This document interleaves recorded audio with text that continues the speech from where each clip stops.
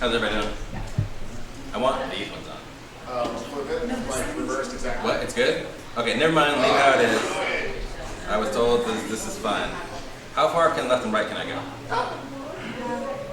Until the end of that speaker. Oh yeah? And until the end of mic. that music stand. Awesome. Okay, so I got a range. All right. Well, good. Yeah, that's as far as I can go. Essentially, we're good to go. How's everybody doing? Good. I'm glad to hear it. I'm just gonna pretend like you answered me. I said phenomenal. Oh, you said phenomenal? Yes, amazing, phenomenal. Awesome. What's other words for good? Okay. So, Hannah will get up on there and make our new graphic, which is Pinocchio, for the next 3 weeks. So the next 3 weeks, I'm going to be doing a kind of like I wouldn't call them, they're kind of one-off, but they're all based on the same kind of idea of realism. And so it's called Real. So 3 weeks worth of me, sorry. I apologize in advance. I know you don't like it, so, but you'll be all right. So 3 weeks, and it'll be fun. I thought Pinocchio was really a fitting one because I'm a real boy. I'm a real boy. I thought for sure somebody was going to say that. But that's what we're doing. So if you want to follow along, which you probably should and want to do, we're going to be in, let's see, we're going to be in a few places, but I think our big verse is going to be 2 Corinthians, and it'll be 2 Corinthians 12, 9 through 10. We'll also be in James, we'll also be in Philippians, but you'll have to just figure that out. Sound good? Okay, so how many of you guys watch like all the superhero like movies? With somebody like this, some people yes, yeah. Some people know. Jeez, Caitlin's like yes. I watch them. I watch them. I don't like wait for them to come out so I can go watch them, but I watch them. Right. It's kind of interesting. So today we're going to talk primarily about this idea of like authenticism, or being authenticity, I guess is the best way to say it, right? And so we're gonna look at that. And so first off, though, we want to talk about superheroes a little bit. And I think that when we look at superheroes, sometimes when we look at superheroes, they kind of always have this mentality of like, I can always just do this. Like they could be standing up against this massive foe that's just humongous in front of them that just takes up the entire world, this massive city block, and they're like, yeah, okay, I got it. I'll fight him, no big deal. And it's sometimes though, like in real life though, like we have that kind of feeling. But the truth of the matter is that sometimes we're just not able to handle things on our own. We may think that we're a superhero sometimes, and we don't necessarily like say it out loud. Sometimes it'll be like, I'm gonna do this on my own. But sometimes we just have this thought process that says, I'm going to be a superhero. I can do this on my own. We have this natural desire, this natural feeling to want to take on challenges and to beat them on our own. It's just this kind of this natural thing that comes along. I don't know anybody that was like, yeah, I'm cool, I just don't want to succeed in life. I just don't want to win at anything. I don't want to get anything. I don't want to go anywhere. I'm just cool with like just minimal. It's hard to find anybody with that, right? Like we feel that way. We always want to win, to beat something. And so it's this natural kind of sense of accomplishment that we're looking for, I think, that we kind of seek, right? So we look at this and we can see that this is fairly evident if you look at like social media, right? It's not all, like not everybody, right? But if you look at social media as a kind of a large scope of things, primarily what people are putting on there are things that are like their successes, things they've done well, things they've overcome, things that they've established. Look at my new house, look at my new car, look at my new boyfriend, whatever. And we get this, look at all the new things that I've got, look what I've established, what I've done. Very rarely, and I'm saying rarely because it does happen, do people just get real and say, this is what sucks in my life, and I'm dealing with this. It's very rare that happens. It does happen, but it doesn't happen all the time. Majority of what's on there is people that are saying, okay, what's going to get me the most likes, what's going to get me the most friends, what's going to give me the most laughs, one of those kind of three things generally. That's generally what we see on there. And there are things that are not for that are more driven towards informing people of stuff or whatever. But we see those. But primarily we're seeing those types of things. So the question is, what does it mean to be authentic is the question. So if we go, and we're going to look in 2 Corinthians 12, and we're actually going to read 7 through 10 now. So if you want to get there with me, that's great, and I'm going to read that, okay? So this is Paul. He's got a thorn in his side, and we're going to go into this one, and we'll read this. It says, because of the surpassing greatness of the revelations, for this reason, to keep me from exalting myself, there was given to me a thorn in my flesh, a messenger of Satan to torment me, to keep me from exalting myself. Concerning this, I implored the Lord 3 times that it may leave me. And he had said to me, my grace is sufficient to you, for power is perfected in your weakness. Most gladly, therefore, I will rather boast about my weaknesses, so that the power of Christ may dwell in me. Therefore, I am well content with weakness, with insults, with distresses, with persecutions, with difficulties, for Christ's sake, for when I am weak, then I am strong. And we probably have heard this verse, I'm assuming at some point in time, right? I see any heads nod, maybe a couple go, yeah, okay? So, we see this. There's always a debate, right? But some of the debate is like, there's actually like a physical thorn in his side, and then some of it's like, no, it's metaphorical, like he had an issue, we don't know what that issue is. But for the sake of it, we're not going to discuss that whole situation. We're just going to go with the idea that it's kind of maybe metaphorical about some type of an issue that Paul was dealing with, because I think that's probably the more popular opinion, is that he's saying there's a thorn in my side. It's an issue that he had to deal with. It wasn't an actually maybe physical thorn per se.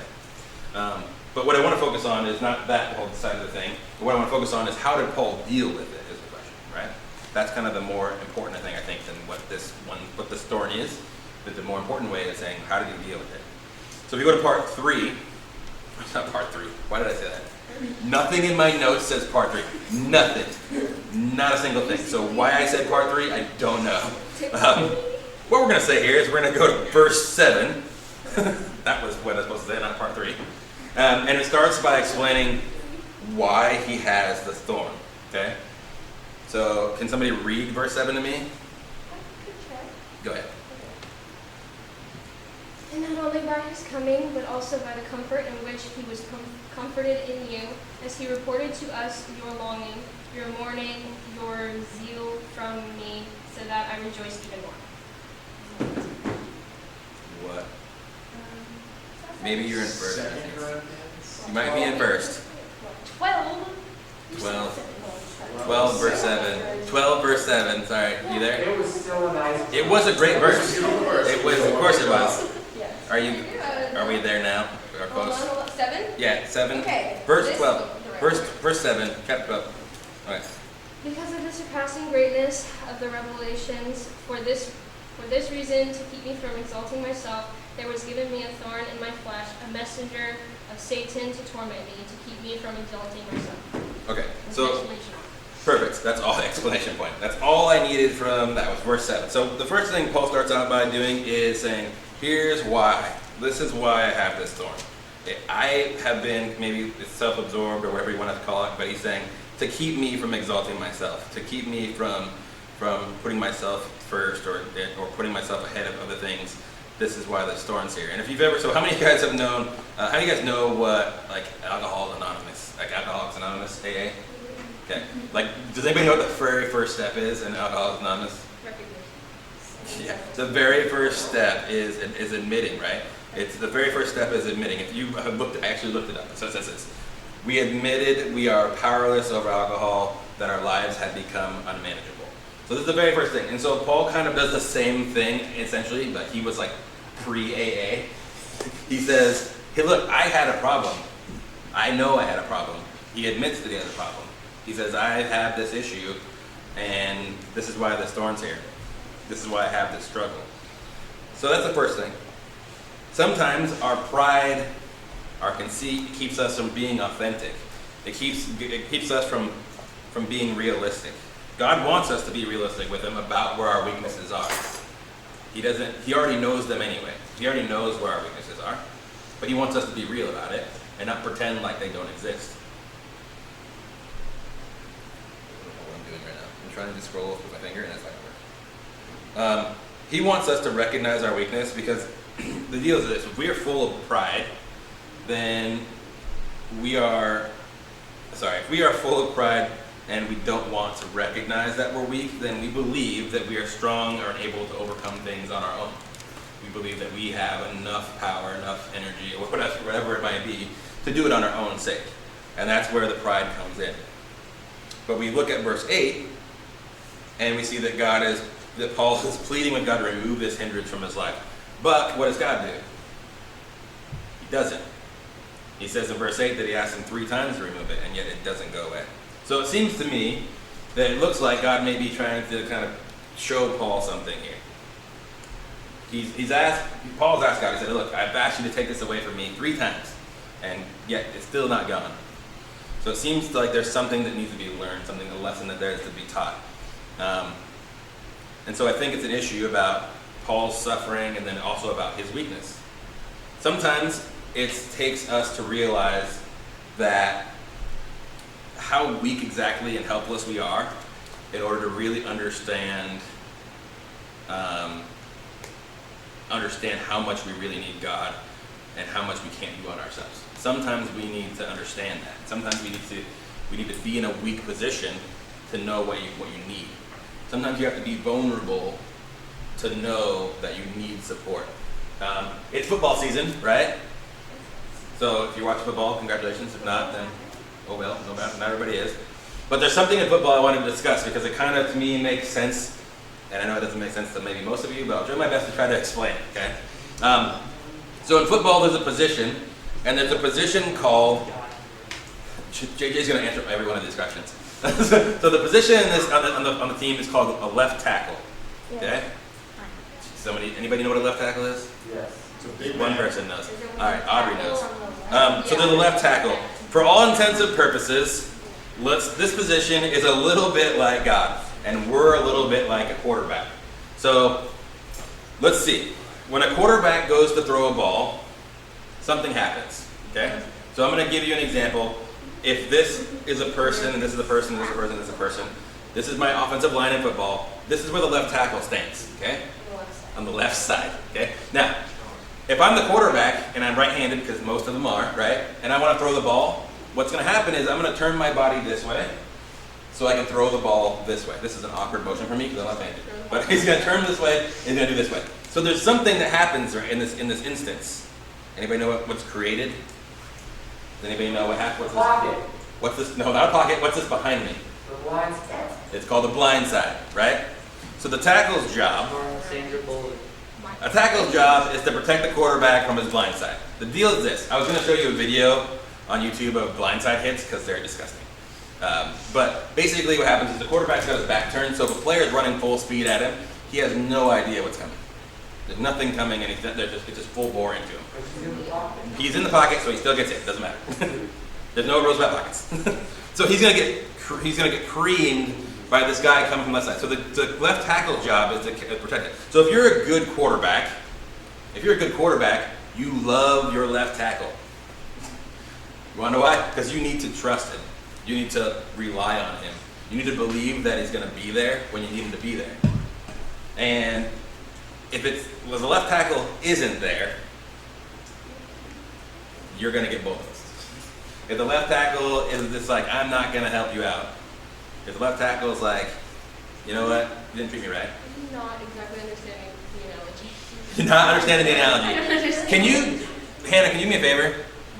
Can you go to YouTube and type in blindside Well, I mean, I get monologue? that. I just don't get how it relates. How it relates is this. It relates like this. If we're talking about the fact that that we're in a vulnerable situation, right? Our weakness is us being vulnerable. The issue is that when we're vulnerable, what God's saying is be honest and let me know that you're vulnerable. Let me know about your weaknesses. Tell me about the weaknesses, and then I can help you in your weakness. That's when I'm strongest, right? That's what we're hearing in the verses. In the same instance in this, we are, again, as a quarterback, we're helpless. We're vulnerable to this side. We don't have the ability to do anything on our own side, on this side. So we're relying on this tackle over here. We're relying on God. To tackle us? That's what I said at the beginning. The tackle is kind of like God, but we're relying on Him To tackle us. to protect, not tackle, protect. But doesn't the I know. I have to. Did you find it or not? It's a monologue by what's her name? It's a monologue by an actress, Sandra Bullock. Oh, okay. That's what I needed. Did she forget that the defensive player? I didn't know that there was a third person. Yeah, there's a defensive player trying to get me. There's a monster trying to get to me, like a 6'7" giant, 300-pound monster. I'm so And he's sorry. on my tackle. He's not on my team. Defensive end, defensive tackle. He's not on my team. He's trying to get me. So God is actually the. God is blocking Like, him. isn't he not on our team? Why would he Okay, be we're getting on our closer. We're getting closer. Yeah, no, you're gonna try. Just go to just pull up blindside quarterback hits and we'll just show a video and then everybody will understand. Whenever you get it, just throw it up there. Dragons and left. Okay. So does everybody kind of understand it now a little bit? Wait, do you want me to play the blindside monologue or do you want me to play blindside? Play blindside Seahawks. Just play the hits one. The thing Just is, I have to. No, the Seahawks. okay. That doesn't help me because it doesn't show. Actually, it kind of does, but it doesn't really. It just throws Joe Theismann's career get ended. Oh no, we don't want to watch that. No. Anyway, so Yes, we do. we'll watch it at the end maybe. We'll see. Okay. So let's continue. Let's get back on track here. Let's get back on track. So the difference is this. It only takes a few smacks in the head to realize how helpless you are, right? I mean, you really think about it, right? It only takes a few things to happen in your life to realize how you can't protect yourself. You can't control things. You don't have the energy, the power to take care of it all on your own. Did you find it? What are you doing now? Okay, copy. So it only takes a few. So let's go back and let's read Mark. We're going to Mark 9:19. If you're not there, I'll read it. And it says this. It says, "And he answered to them, he said, O unbelieving generation, how long shall I be with you? How long shall I put up with you? Bring him to me." They brought the boy to him, and when he saw him, immediately the spirit threw him into convulsions, and falling to the ground, he began rolling around, foaming at the mouth, and he asked his father, "How long has this been happening to him?" And he said, "From childhood. It has often thrown him both into fire and into water to destroy him. But if you can do anything, take pity on us and help, please." And Jesus said to him, "If you can, all things are possible to him who believes." Immediately, the boy's father cried out and said, "I do believe, help my unbelief." So let me finish this point. Yes, let me finish this point before you play that. Okay, so here's the deal. So this story is about a kid who's had this demon-possessed kind of lifehood. If you go back, it says that it's happened to this child since early childhood, it's saying. And it's saying that this demon has tried to throw him into fire and throw him into water, trying to kill him. And this father is saying, "Hey, Jesus, I see you here. Can you do anything for this? Please help me." And he says, "How long?" Jesus is like, "What do you mean, can I help him?" He's like, "You kidding me?" And he also says, "How long has this been happening?" And he said, "From childhood." So the question ultimately is, if we go backwards, is how long do we want to try to struggle? How long do we have to fight? How long do we have to do things on our own before we realize that what we really need is God? What we really need is Him to work in our lives and Him to change us. And Him to help us work in our situations. It doesn't mean it's going to be great and gravy all the time, but what we really need is to rely on Him. Not rely on ourselves, not rely on our own power, our own doing. It's kind of crazy because he says, the father says, "I do believe, but help my unbelief." Well, are you really fully believing? I'm not sure. So it's a very interesting situation. I think the issue here we're looking at is that how many of these hits do you got to take before you can realize that you have to rely on Jesus to take and God to take care of you? Are you going to get it up there? It doesn't seem like it. Play it. Let's roll it. We don't have to watch the whole thing, but you just got to understand something. I might ask you to pause it, Trevor, so I can explain. 8 minutes. Let's go. We're not going to watch all 8 minutes, trust me. Okay, pause it. Oh, never mind. Never pause it. Go backwards. I saw him throw a ball. You said pause it at the beginning. Before he hikes it, I need to have it paused. I don't know, I saw like... No, stop. Okay, so it's hard to tell because it's all broken up. But this guy is a quarterback. These guys were all on a line. Your left tackle's over here somewhere. I don't know where. These guys in orange are trying to get around here to hit him, okay? So these guys' job is to stop the orange people, right? Orange people being the devil. So as the play unfolds, go ahead and play it. somebody gets loose and just crushes him. I see. Did you see that now? So he just gets crushed. He gets destroyed. Drop the ball. He- That is mad. all for naught. There is no completion. The QB has a concussion. He's done for the game. That's so He gets plowed right there. Oh, And his helmet goes flying off. So he's not you can go ahead and pause it. That was great. me doing geometry. That was Matt Schaub. He does not play in the NFL anymore, I don't think. That's an injection. Yeah, he's not happy. So the point of that, going back, the point of that was to say that when we're looking at this, how many of those types of hits do we have to take in our lives before we realize that what we need to do is rely on our left tackle. We need to trust our left tackle. We need to take care of our left tackle. We need to work with our left tackle, be a part of our left tackle. Most quarterbacks take good care of their left tackle, if that makes any sense. Because of what reason? Because of that, right? That's the guy that's covering you. That's the guy that's taking care of you. If you look at most teams, left tackles are probably some of the higher paid players next to quarterbacks. If you think about it, if you're a quarterback, that's who you want to have protecting you. So ultimately, going backwards, we're way off track now. But what we're saying in this is that we're looking for God to take care of us in our weakness. We have spots in our lives we don't see. We have spots in our lives that we can't handle on our own, and we need God to take place in helping us there. So going backwards, sorry. The point of this story about the kid that was demon possessed was to say this. Sometimes we try to deal with stuff on our own for a long time. We struggle and we fight and we think, I got it and I can beat this. And we say, nope, I don't need to ask for God's help in this. I can just do this. Much like this situation here where this kid's been suffering since early childhood and he's still suffering. And the father is like, well, can you do anything? I just didn't really think I should ask. So, very important that we don't need to take those hits. We don't need to wait that long. We don't need to deal with that. Being authentic means being honest. It means being vulnerable. It means being real. And sometimes real is real ugly. Sometimes it's not a pretty situation, right? Real is admitting where we're weak, where we need help. Real is asking for God's mercy, God's grace, God's forgiveness. And so sometimes being real is hard. If we go to James and read chapter 5, verse 16, it says, therefore confess your sins to one another and pray for one another so that you may be healed. The effective prayer of a righteous man can accomplish much.